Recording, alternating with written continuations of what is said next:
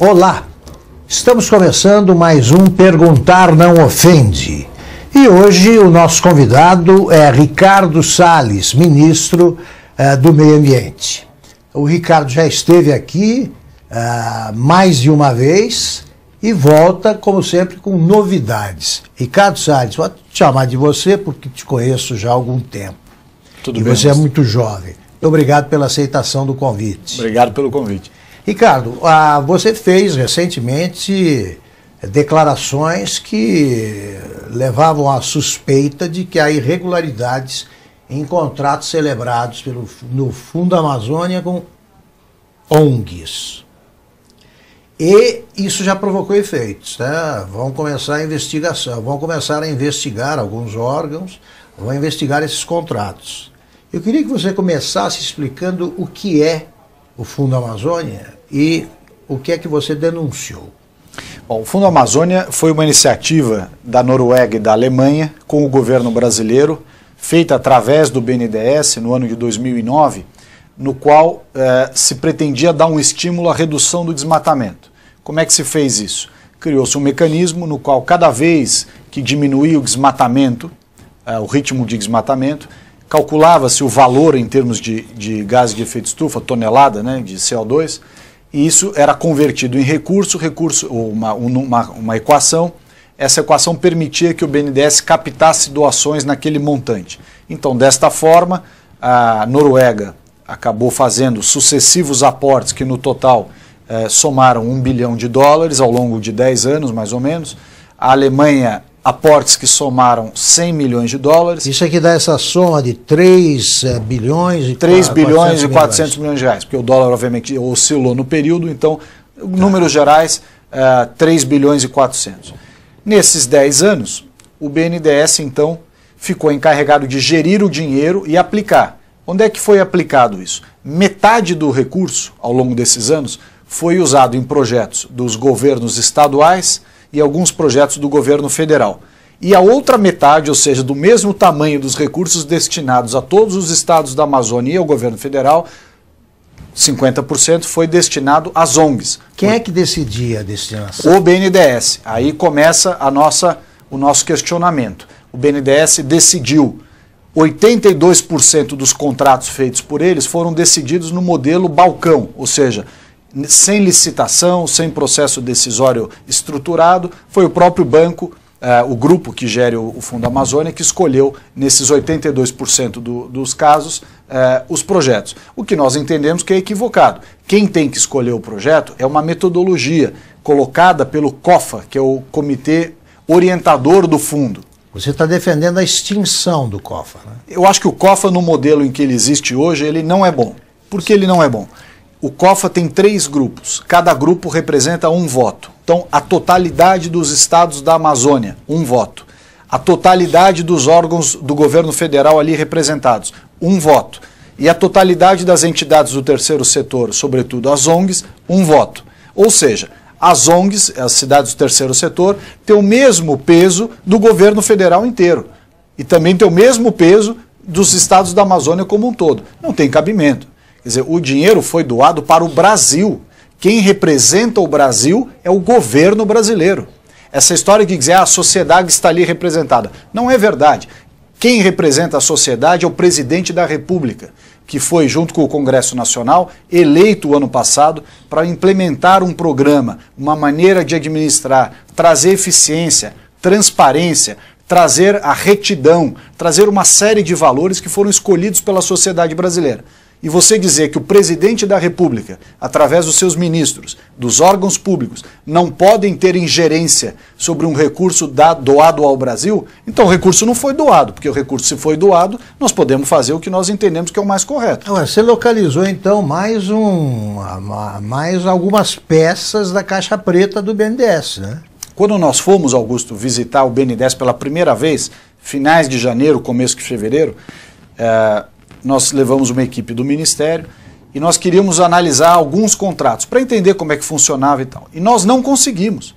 Não conseguimos olhar os contratos que queríamos, nem escolher da forma que queríamos e tampouco o conteúdo. Eu queria olhar todos os documentos, os relatórios, as comprovações, as prestações de contas de alguns contratos. O que eles alegaram para não entregar esse material? Disseram que não podiam dar, que era sigiloso. Eu disse, olha, o ministro de Meio Ambiente é o presidente do COFA, do Comitê Orientador. Como é que pode o ministro não ter acesso aos documentos? Não tem cabimento isso.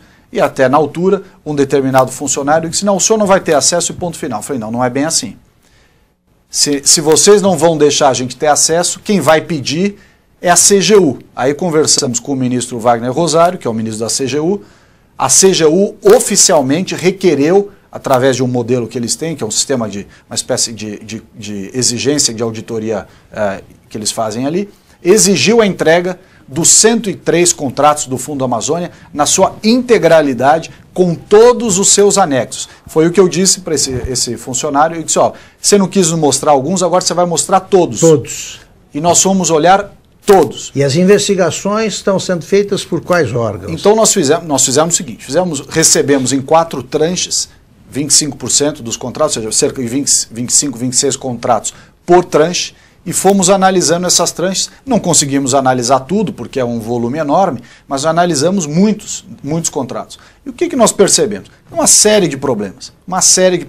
Problemas de falta de critério da escolha, não há sinergia entre os projetos que foram escolhidos, não há uma coordenação, não há uma estratégia específica.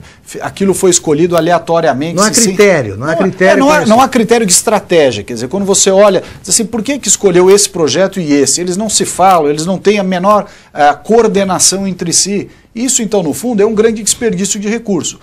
Falta critério geográfico no final. Falta um critério de estratégia, de curto, médio e longo prazo.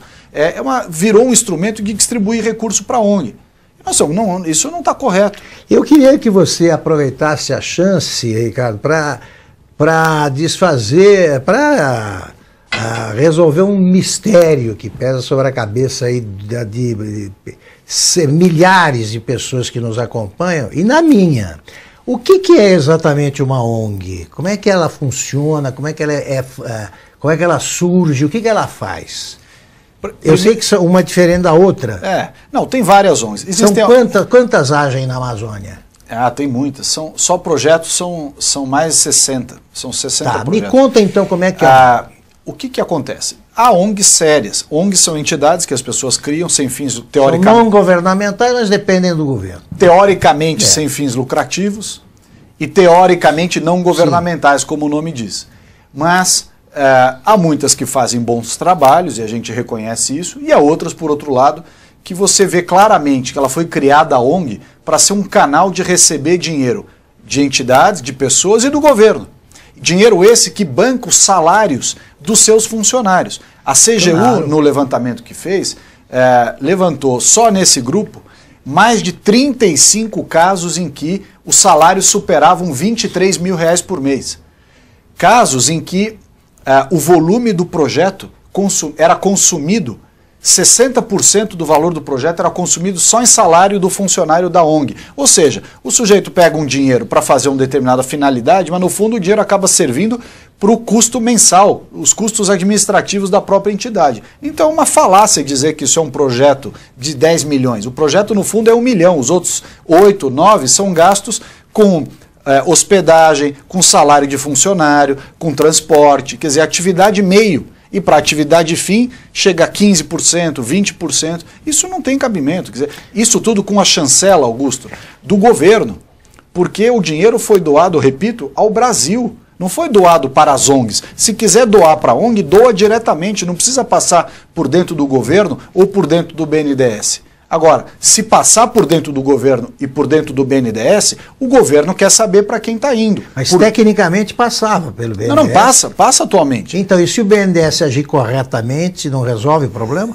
Não, melhora muito, melhora muito. Se a gente tendo um alinhamento com o BNDES, que infelizmente nós não conseguimos nesse começo, agora com a troca da presidência do BNDES é possível que isso aconteça, até acredito, porque o Montesano, que vai assumir a presidência do banco, é uma pessoa alinhada com o governo e muito correto e uma pessoa que entendeu a gravidade dessa situação.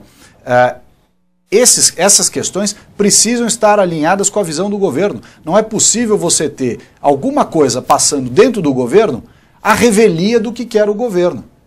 Isso não quer dizer que nós só vamos fazer coisas que interessam ao governo, que não se vai dar nenhum recurso para a ONG, ninguém aqui está perseguindo tem que ter o controle. Mas você tem que controlar, tem que saber que isso está alinhado. Teve entidades que receberam dinheiro já inscritas no cadastro de empresas proibidas de contratar com a administração. Ainda assim receberam recursos. Uma coisa inacreditável. Olha, Ricardo, eu acho que depois das revelações do ministro Palocci e dessas revelações que você faz, se tornou inevitável as declarações do Palocci na CPI do BNDES. Se tornou inevitável a abertura da Caixa Preta, porque o Palocci revelou que 500 bilhões foram desviados, metade do que será economizado com a reforma da Previdência. Agora, está na hora de abrir, né? De fato, uma boa notícia é que o Ministério Público Federal, lá em Manaus, instaurou o inquérito civil para analisar essas questões do Fundo Amazônia. Dos contratos.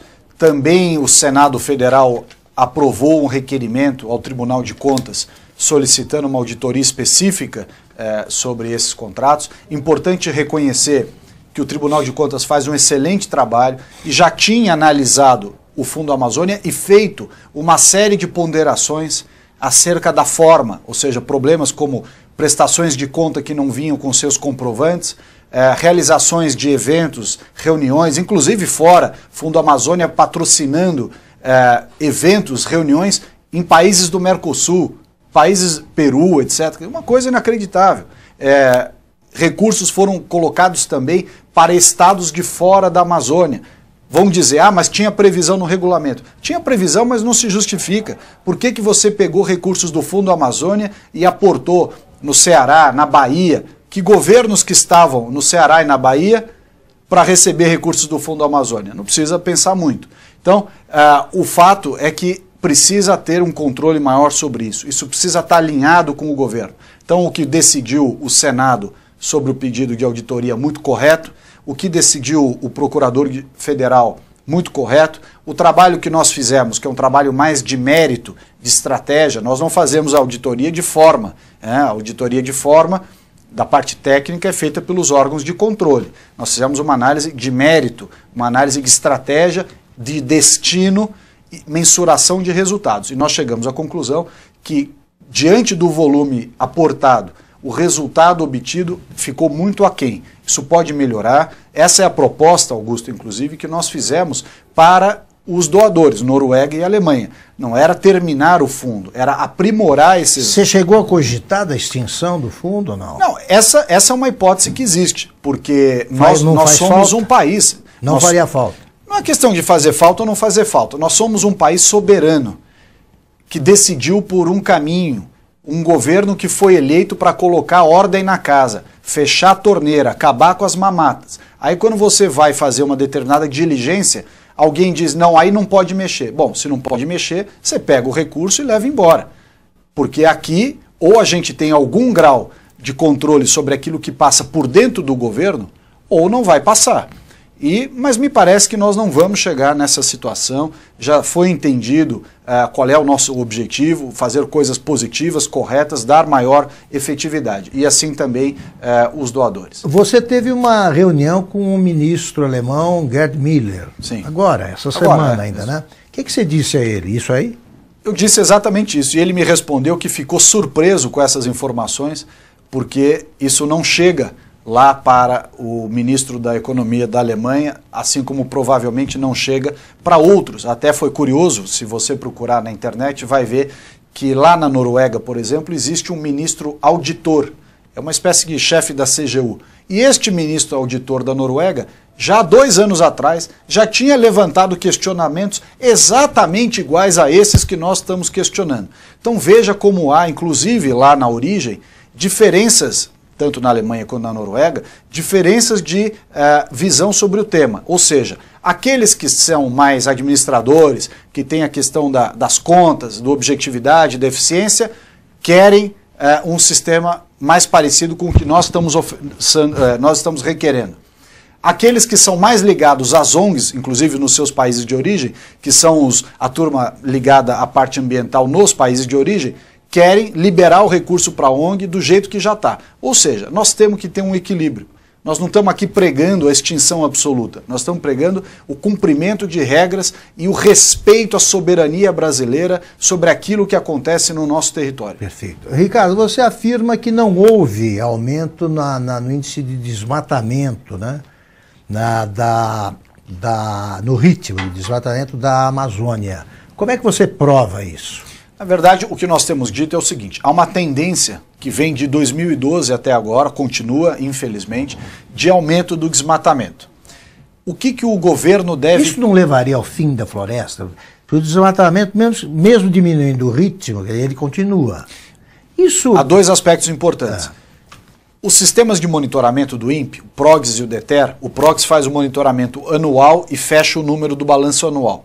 O DETER faz o acompanhamento a cada 15 dias, a cada 5 dias, enfim, com a periodicidade que for possível, mas não faz sobre as mesmas áreas. Essa é uma confusão que às vezes as pessoas fazem. O desmatamento zero é impossível? O desmatamento, primeiro, o nosso objetivo é o desmatamento ilegal zero. Tá. É uma grande diferença entre desmatamento zero e desmatamento ilegal zero. Desmatamento ilegal zero é possível, é desejável e tem que ser perseguido. Nesse sentido, nós estamos absolutamente alinhados. O desmatamento completo, zero, não existe, porque tem o desmatamento legal. Você tem atuação legal. Você tem uma propriedade. Vamos dizer que você tem uma propriedade ali na fronteira do Mato Grosso com o Amazonas, que é um lugar com muita pressão do agronegócio. Tá? Vamos dizer que você tem essa propriedade. A lei, o Código Florestal, que é a lei ambiental mais severa do mundo, nenhum desses países que dão lição de moral no Brasil, que estão querendo dar, tem um Código Florestal igual ao nosso. E tampouco conservaram as suas florestas como nós conservamos, e se tivesse lá a legislação de APP, de Área de Preservação Permanente, metade dos países da Europa tinham que demolir as suas construções, porque está tudo em cima de APP em tudo quanto é lugar. Então, menos. Você está revendo o Código Florestal? Não. No Código Florestal nós entendemos que tem que ser cumprido na íntegra. Aliás, não foi cumprido na íntegra até hoje, porque entidades ambientalistas entraram com ações judiciais contra o Código Florestal, para não deixar que o artigo 68 do Código Florestal, que reconhece as áreas consolidadas, que dá segurança jurídica, que estabelece formas de ajustar os passivos ambientais, esse artigo 68 foi combatido pelos ambientalistas, não foram os ruralistas. E por quê? Porque eles alegam? Porque eles não querem reconhecer situações jurídicas passadas. Eles não querem a segurança jurídica. Eles querem o completo e absoluto combate a essa questão do agronegócio no Brasil por uma questão ideológica, em alguns casos econômica. Né? Mas, só concluindo aqui. Então, por que as pessoas têm, em alguns casos, vai haver desmatamento? Porque essas propriedades, quando você aplica a lei, o Código Florestal no Brasil, que é lei, e que diz que na Amazônia a reserva legal, ou seja, o que você tem que manter intocado, é 80%, os 20% que sobram é o que você tem dentro da sua propriedade para produzir alguma coisa. Quer dizer, você vai proibir também esses 20%? Então não é propriedade. Então você tem que ir lá indenizar a pessoa e tirar a pessoa de lá. Né? Porque se você não deixa ela usar nem os 20% que a lei lhe atribui como direito, então não vale a lei. Então nós temos que ter muito equilíbrio para não deixar misturar o conceito de desmatamento com o desmatamento ilegal. Nós não queremos desmatamento ilegal. Aliás, nada é ilegal. Tudo que é ilegal tem que ser combatido. E o que esse pessoal de ONGs, esses ambientalistas, aí, xiitas, o que eles alegam, o que eles dizem que cresceu, que tipo de desmatamento? Não, eles estão dizendo que cresceu o desmatamento como um todo. O desmatamento vem crescendo desde 2012, desde governos do PT, Sim. Desde a época que esses ex-ministros, inclusive que andaram falando o que queriam, estavam lá sentados na cadeira. Então, o desmatamento é uma tendência. Por quê? Porque se asfixiou tanto a atividade econômica legal que as pessoas vão para a ilegalidade. Tem que combater o desmatamento ilegal, tem que encontrar uma maneira de fazer com que a floresta gere renda, gere oportunidades de um desenvolvimento sustentável para quem está lá. 20 milhões de pessoas vivem na Amazônia. O que essa turma quer? Que esses 20 milhões se mudem da Amazônia e vão morar em outra região do Brasil? Porque da forma como eles estão conduzindo esse assunto, parece que nenhuma pessoa é desejável lá no território. O ser humano não é desejável. É um absurdo essa concepção. Um velho problema que você agora está enfrentando e pretende resolver. Como é que se concilia a preservação da floresta, Ricardo, com a exploração de recursos minerais? Porque um dia essas jazidas serão exploradas. Augusto, o que fazer? As jazidas já são exploradas. São exploradas pelos garimpos ilegais, aliás, muitos deles com a ajuda dos índios. Então parar com essa história de que os índios estão sendo... Tem índios que estão sendo vítimas, mas tem índios que participam junto com os garimpeiros. Claro. Assim como participam da questão de extração de madeira ilegal e uma série de outras coisas. Vamos encarar as coisas com maturidade, falar o português claro. Toda vez que você cria uma situação jurídica que é artificial, ela é insustentável, a turma vai para a ilegalidade. Não adianta asfixiar a região. Então o que precisa fazer? Vão explorar as jazidas. Aprovar os chamados ZEs, que é o zoneamento econômico e ecológico, para todos os estados. O que fizeram os ambientalistas? Boicotaram o zoneamento. Para que não haja regras de utilização sustentável, regular, muitos ambientalistas foram lá e boicotaram, aliás, continuam boicotando a criação do ZE, que é uma espécie de plano diretor da utilização dos recursos naturais. Então, isso é uma coisa que precisa arrumar, fazer os ZEs, fazer também os planos de manejo florestal, permitir que a floresta seja manejada. As árvores morrem. Então, as árvores que já estão chegando no fim do ciclo, elas têm um valor econômico, elas podem ser retiradas, tem um plano de manejo por hectare. Você tira algumas árvores e deixa aquela área se reconstituir. E aí, no ano seguinte, só em outra área, outro quinhão, outro talhão ali. Depois outro, ou seja, é uma maneira de manejar sem nenhum prejuízo. Se você não deixa fazer o manejo da forma adequada, as pessoas que vivem ali na floresta não têm do que sobreviver. A madeira tem que ter valor, a madeira tem que ser reconhecida, ela tem que ser manejada. Então, o zoneamento, manejo florestal, fazer o licenciamento correto das atividades produtivas e não fazer de conta que está licenciando, mas ao mesmo tempo nunca dá a licença, porque você diz, eu estou te dando a licença, mas nunca dá. Fica boicotando o setor produtivo. E aí o que acontece? A pessoa vai trabalhar sem licença. Ou ele vai ver a família dele morrer de fome porque ele não consegue ter uma licença, porque o cara que tem a caneta na mão faz de conta que não tem pedido. Então... Perfeito. Agora, Ricardo, na nossa última conversa aqui, você deu notícia de que o Brasil continuaria no Acordo de Paris. Agora, na reunião do G20, o Macron, o primeiro-ministro francês, disse que condicionou a aprovação do acordo de livre comércio entre o Mercosul e a União Europeia à permanência do Brasil no Acordo de Paris. Mas o que houve? Isso é um jogo de cena, porque em janeiro não foi nem porque o Macron falou, ou Merkel, ou quem quer que seja. O presidente Bolsonaro já tinha decidido, e portanto me autorizado a dizer isso, eu disse aqui no seu programa, em janeiro de 2019. Portanto, há 6 meses atrás, não foi agora no G20. O governo já tinha dito que ia continuar no Acordo de Paris. Aliás, importante dizer, não só continuou no Acordo de Paris, como manteve inalterados os seus compromissos. Mais do que isso, o Brasil está indo bem no cumprimento das suas metas. Aliás, metas essas que os europeus já anunciaram que não vão cumprir. Os europeus não vão cumprir as suas metas do Acordo de Paris. Quer dizer, eles vêm dar lição de moral no Brasil e nós que estamos aqui estamos cumprindo as nossas metas. E não tem floresta por lá. Energia limpa. A nossa energia é majoritariamente limpa. A deles é termoelétrica, carvão, energia suja. O nosso sistema de etanol, exemplo de etanol e biodiesel, exemplo de biocombustível para o mundo. Eles não têm isso. Nós temos aqui agricultura super sustentável, eles não têm. Aliás, a discussão do agrotóxico, eles usam, os europeus usam, o Japão, todos, usam mais agrotóxico por hectare do que o Brasil, aliás, muito mais.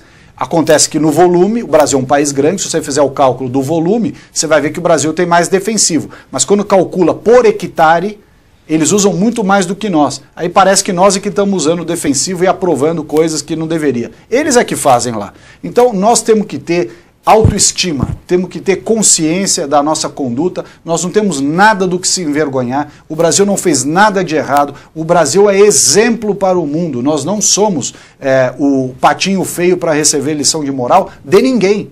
A cobertura vegetal do território brasileiro só é menor que a da Rússia, né? Não, e a da Rússia é uma floresta que não tem biodiversidade nenhuma. A nossa riqueza de biodiversidade, tem Amazônia, tem Caatinga, tem Cerrado, tem Pantanal, tem Pampa, tem Mata Atlântica. Quer dizer, nós temos uma variedade gigantesca de biodiversidade, cuja somatória de conservação dá 66% do nosso território, 66%. Quer dizer, então é uma barbaridade. E outra coisa, não falam do verdadeiro problema ambiental no Brasil, que aliás é onde vivem 80% das pessoas, que é nas cidades. Nas cidades. Falta de lixo, falta de saneamento e qualidade do ar. Ou seja, como é que você vai atacar esses problemas, Ricardo? Essas são as prioridades do Ministério. Nós lançamos o programa de combate ao lixo no mar em março. Lançamos isso antes até do que a ONU lançasse o programa de combate ao plástico.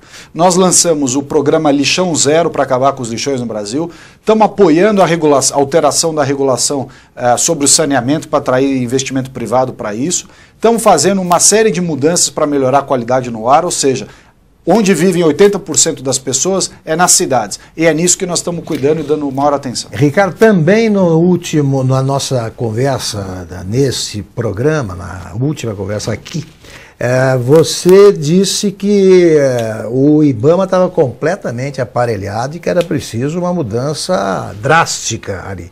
Você está conseguindo fazer a limpeza do IBAMA? Nós afastando os funcionários que militavam no IBAMA?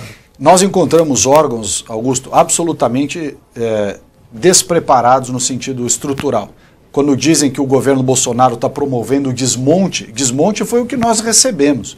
Recebemos órgãos com metade do seu corpo técnico não preenchido, ou seja, metade dos cargos, orçamento insuficiente, planejamento orçamentário e de ações ruim. Áreas abandonadas. Parques, os parques nacionais abandonados, as frotas de veículo abandonados, os prédios abandonados. Você vai nas unidades de conservação, não tem estrutura nenhuma. Aliás, os exemplos que têm estrutura são aqueles que estão concedidos para a iniciativa privada fazer. Aliás, nós temos, a meta é fazer nessa primeira leva 20 concessões de parques, belos parques que poderiam estar sendo usados pela sociedade brasileira, com investimento, turismo, coisa de qualidade, e estão lá sendo tocados com essa mentalidade arcaica que vem dos governos anteriores. O quadro funcional do IBAMA, como é que você está modernizando isso? Nós temos um déficit de 50% de pessoal, 50%, e um volume de funcionários que está em época de aposentadoria, estão se aposentando. Então nós vamos precisar criar aqui alguns mecanismos. O principal deles é digitalização, informatizar todo o processo informatizado, digital, um sistema rápido, transparente, que dependa menos das pessoas e tenha uma metodologia mais clara. Depois revisar procedimentos para que eles sejam mais lógicos. Você não tem que ter retrabalho, assina daqui, carimba de lá, manda para você carimba de volta, manda para cá. Está errado isso daí. Não há quantidade de funcionário que dê conta de um volume burocrático, arcaico desse jeito. Então nós estamos melhorando, agora vai ser lançado inclusive o sistema de audiências eletrônicas, com audiências de conciliação, quer dizer, tudo para dar maior celeridade, transparência e eficiência ao trabalho, sem necessariamente ficar batendo sempre o pé nessa discussão de abrir concurso, abrir concurso, abrir concurso. A sociedade brasileira não aguenta mais pagar salário para esse volume gigantesco que nós temos de funcionalismo público. Então, Ricardo, nós estamos no minuto final do nosso programa. Eu queria que você mandasse um recado para quem continua te acusando de inimigo do meio ambiente. Olha, o pior inimigo do meio ambiente é a falta de desenvolvimento econômico, a má gestão e a falta de eficiência. É isso que desperdiça o dinheiro do contribuinte, desperdiça os recursos para cuidar do meio ambiente. O que nós estamos fazendo é gestão e eficiência para efetivamente cuidar, sem o patrulhamento ideológico, sem medo dessas imposições politicamente corretas. O que nós temos certeza que o governo faz é o certo e os fatos estão mostrando isso. Eu acabei de entrevistar Ricardo Salles, ministro do Meio Ambiente. Muito obrigado, Ricardo, pela presença, mais uma vez, pela ótima entrevista. Obrigado, você vai voltar mais vezes. Perguntar não ofende, volta na semana que vem.